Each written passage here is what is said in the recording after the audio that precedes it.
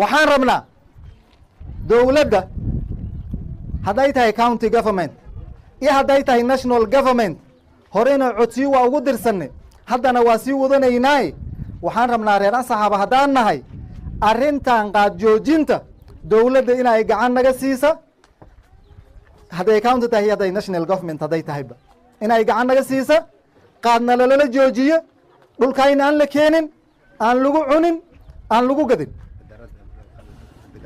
waxaan la soconnaa countiga inaad leeyahay idaarad la dagaalanta drugs iyo muqadaraadka la dagaalanta idaaraddaad si goon ahaneed waxaan ugu codsanaynaa Asxaab sub county inay fargelin ku samaysa oo ka warqabto oo imaado oo dad u soo dirsata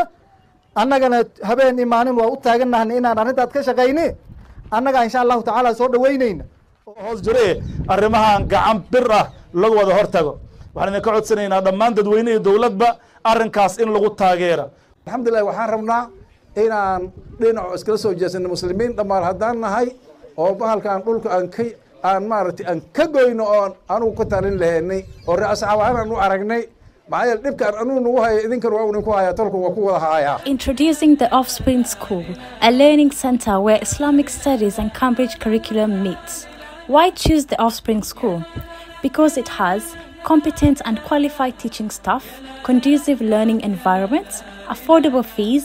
meals enriched with balanced diet, training on discipline and high moral standards, spacious learning space and library facilities, tahfidul Quran, memorization of the Quran. Enroll your child today at the Offspring School located at Kirichwa Gardens Road, Kilimani Estate.